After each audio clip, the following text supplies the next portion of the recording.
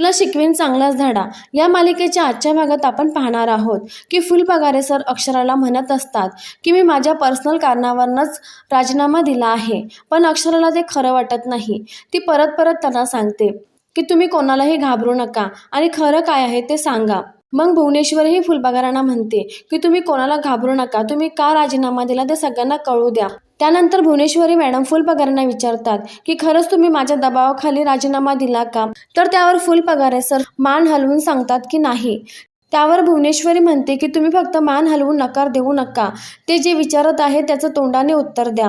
मग फुलपगारे सर अक्षराला सांगतात की भुवनेश्वरी मॅडमने माझ्यावर कोणताही दबाव टाकलेला नाही, मी माझ्या वैयक्तिक कारणामुळे राजीनामा दिला आहे. पण या गोष्टीवर अक्षराचा विश्वासच बसत नाही. ती म्हणते की माझी पूर्ण खात्री आहे की तुम्ही भुवनेश्वरी मॅडमच्या दबावाखालीच राजीनामा दिला आहे.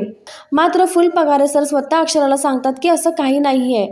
माझ्या बायकोची तब्येत अचानक बिघडली आहे, मला तिची 24 तास काळजी घेणं गरजेचं आहे आणि त्याचमुळे मी राजीनामा दिला. मात्र तरीही अक्षरा त्यावर विश्वास ठेवत नाही. त्यामुळे शेवटी अधिपती वैतागून म्हणतो की मास्तरीणबाई तुम्हाला का कळत नाही, त्यांच्या मिसेसची तब्येत ठीक नाही म्हणून त्यांनी राजीनामा दिला. मात्र अक्षरा कोणाचंच ऐकून घेत नाही. मग भुवनेश्वरी मॅडम इन्स्पेक्टर साहेबांना विचारतात की आता तरी तुमची खात्री पटली का, तुम्ही सगळे साक्षी पुरावे बघितले ना? तर त्यावर इन्स्पेक्टर भुवनेश्वरीची माफी मागतात आणि म्हणतात की मॅडम आमच्याकडून चूक झाली, आम्हाला माफ करा, आणि ते तिथून निघून जातात. आणि त्यानंतर अक्षरा फुलपगारे सरांचा हात पकडते आणि त्यांना म्हणते सर तुम्ही माझ्यासोबत आतमध्ये चला, मला तुमच्याशी बोलायचं आहे. मात्र फुलपगारे सर म्हणतात की अक्षरा तुला जे काही बोलायचं आहे ते इथेच बोल. अक्षरा म्हणते की सर तुम्ही का खोटं बोलता आहात, मला तुमच्या चेहऱ्यावर प्रेशर दिसतं. त्यावर अधिपती म्हणतो मास्तरीणबाई हे काय करता तुम्ही, त्यांनी आता तर सांगितलं की त्यांची बायको हॉस्पिटलमध्ये ॲडमिट आहे, त्याच गोष्टीचं त्यांना प्रेशर असणार. मात्र अक्षरा या गोष्टीवर विश्वास ठेवायला काही तयार नाही. मात्र त्यावर अक्षरा म्हणते की मॅडम माझी पूर्ण खात्री आहे की तुमच्या दबावामुळेच यांनी राजीनामा दिला आहे.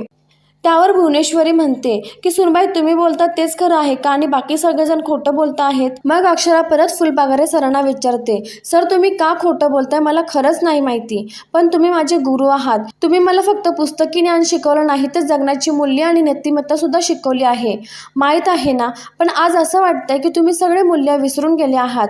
आणि त्यावर फुलपगारे सर म्हणतात की अक्षरा तुला जे समजायचं असेल ते तू समज, माझ्याकडून जर तुझं मन दुखवलं गेलं असेल तर त्याबद्दल मला माफ कर, पण मी जे काही सांगितले ते खरं सांगितलं आहे. आणि मग ते तिथून जाण्यासाठी निघतात. मग भुवनेश्वरी त्यांना म्हणते तुम्ही फक्त तुमच्या विद्यार्थिनीचा निरोप घेऊन निघाला.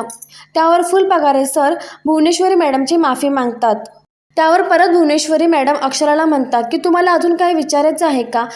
त्यावर अक्षरा म्हणते हो, माझा एक शेवटचा प्रश्न आहे. मग ती फुलपगारे सरांना विचारते की तुम्ही आज अचानक इथे कसे काय आलात, आधी 2 दिवस तुम्ही फोन सुद्धा उचलत नव्हता, असं नक्की काय झालं? आणि त्याच्यावर फुलपगारे सर सांगतात की गेले 2 दिवस माझा फोन बंद होता, जेव्हा आज मी तो फोन चालू केला तेव्हा तुमच्या सगळ्यांचे मिस कॉल बघितले, मला वाटलं की नक्कीच इकडे काहीतरी गोंधळ उडाला असेल, त्यामुळे मी ताबडतोब इकडे आलो. त्याच्यावर भुवनेश्वरी मॅडम विचारतात की त्यात माझा सुद्धा मिस कॉल होता ना? आणि त्यावर फुलपगारे सर हो म्हणतात. त्याच्यानंतर अक्षरा परत एक प्रश्न विचारते की तुम्ही ज्या दिवशी कोल्हापूर सोडलं त्याच दिवशी तुम्हाला भुवनेश्वरी मॅडम भेटण्यासाठी आल्या होत्या ना, मग त्या किती वेळ तुमच्या घरी होत्या? त्याच्यावर सुमनताई म्हणतात की मी मागाशीच सांगितलं ना तुम्हाला की ते अर्धा तास होते. फुलपगारे सर म्हणतात अर्धा तास कशाला, त्या तर 40-45 मिनिटं होत्या.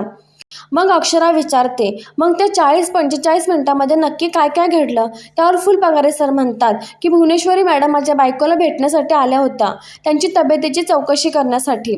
मग अक्षरा म्हणते मॅडम तर आधी म्हटल्या होत्या की तुमच्या मिसेस झोपल्या होत्या, त्यामुळे मी 5 मिनिटात निघाले म्हणून. त्यावर भुवनेश्वरी मॅडम म्हणतात की सुनबाई ते सांगायचं राहून गेलं आणि आम्ही तुम्हाला सांगितलं होतं की आम्ही ट्रस्टच्या कागदपत्रांवर सरांची सही घ्यायची होती आणि सह्या घेत असताना त्यांची बायको बाहेर आली, तेव्हा मी त्यांच्या तब्येतीची चौकशी केली. मग अक्षरा फुलपगारे सरांना विचारते की हे असंच घडलं होतं का? तर त्यावर फुलपगारे सर हो म्हणतात. मग त्यावर अक्षरा म्हणते की सर मला कळत नाही की तुम्ही मॅडमच्या प्रत्येक होला हो का करताय? त्यावर फुलपगारे सर म्हणतात की अक्षरा जे काही आहे ते स्वीकार, उगाच जुन्या गोष्टींचा विचार करत बसू नकोस. आणि मग ते तिथून निघून जातात.